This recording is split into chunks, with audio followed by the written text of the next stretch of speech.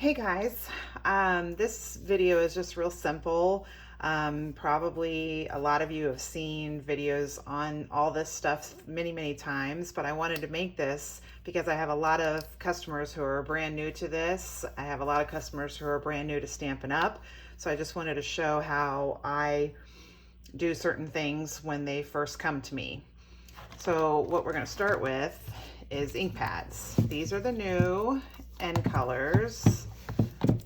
So pretty. I love them. I haven't even used them yet because I wanted to make this video to show what I do with these. So they come all wrapped up in plastic like this. And of course they open up this way. What's on the bottom is the color. It's got it in, 4 different languages. Obviously, I'm going to use the English one. And you take that and you put it right here so that when it's in your, however you just store them, you don't have to pull it out so you can see what color it is.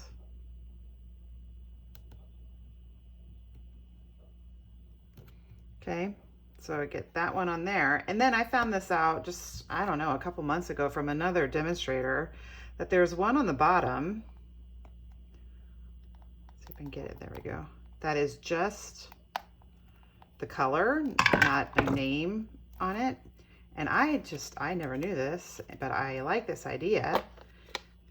You can put it so that when you have them all open on your table or you're in a class or whatever, and you don't want to have to keep going like this to see what color it is, you put this, and I'm probably going to get this some on my hand.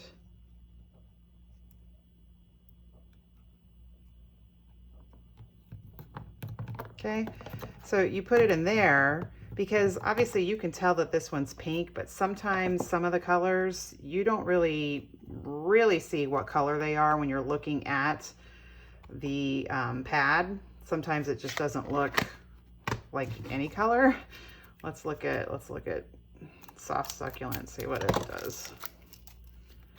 I'm not going to do all of these for you, but I just wanted to. Yeah, that one, I mean, it's a little dark, so you may not. This is Evening Evergreen, which is really dark. Really dark green. I really like it. Yeah, so if you had like this one out and you had like other dark ones, you may just be like, you're just not sure. So you'd have to turn it, and look at it on the side, or because when you close it, it's, well, wow. Okay, there we go. You don't really see it. So that's what's great about taking those, this one right here and putting it on the inside. That just helps quite a bit. Okay, so that's how I do those. I will finish those in a minute. We have 2 different kinds of stamp sets. We have the cling and we have the photopolymer. You can see on the top, cling and photopolymer. Photopolymer is the clear ones. And now the new thing that they're doing with their photopolymer stamps is they're putting the images inside the box. Of course, they're on the outside too, but see, it'll even show you right here. It's shown at 85%, so it's a little bigger than what it shows on the outside, but on the inside, it's the actual size. So,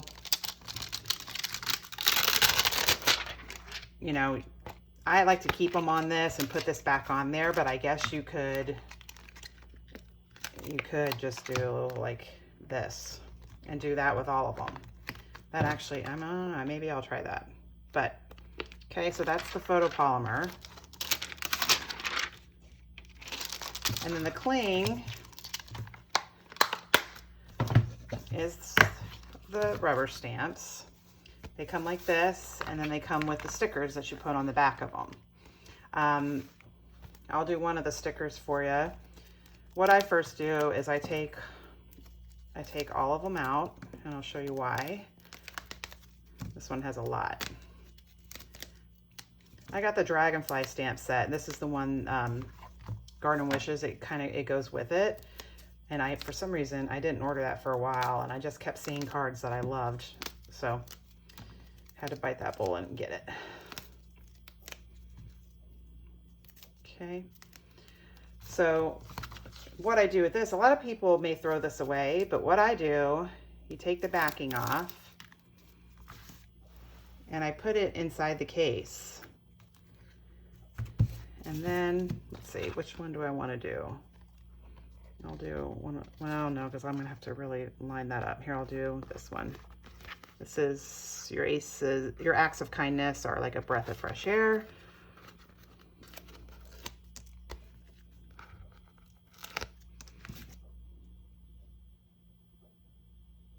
Okay, so then you take backing off this.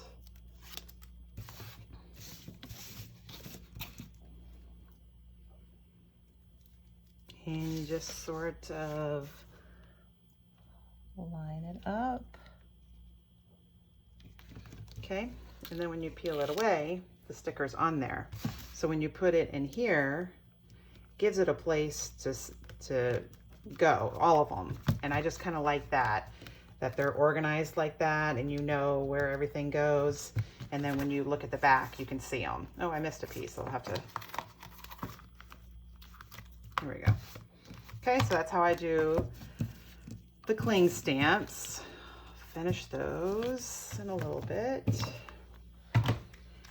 Now for the punches, when they come, they're just in a little plastic bag. You take them out. What I do is I have a labeler thing and I label them like this because in the drawer that I keep them in, I have them like this. I'll show you another one. They're right behind me. They're like this in the drawer. So I like to have it labeled there so I don't have to keep picking them up and seeing which one's which. Okay, so that's how I do my punches. I guess if you had them stored like somewhere like this, you could label it here, and that would work too.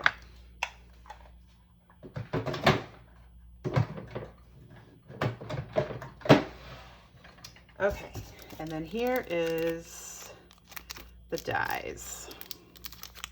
This is the garden, or I don't remember, Dandy Wishes. They go with the Garden Wishes stamp set. And I'm just showing you what I do. This is the little plastic case it comes in. I just put that on top of my light. You can kind of see it hanging there because I keep it. Then you open it. And then there are your dies.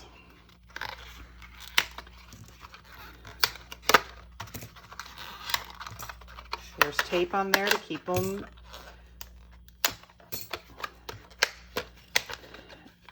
from falling out.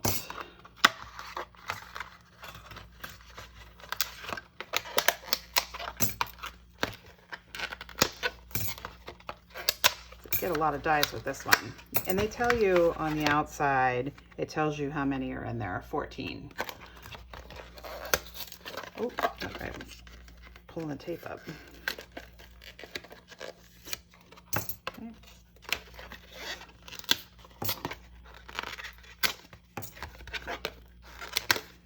And this thing I've been using, I use this for lots of things, and I actually use it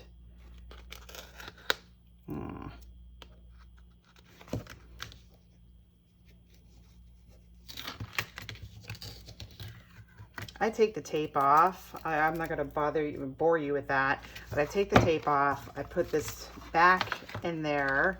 You don't want to have the tape on there because it will stick to that. Put it back in this folder and then put it back in here, and that's how I store it. It's look at that. I just said I wasn't going to do that. I just did it.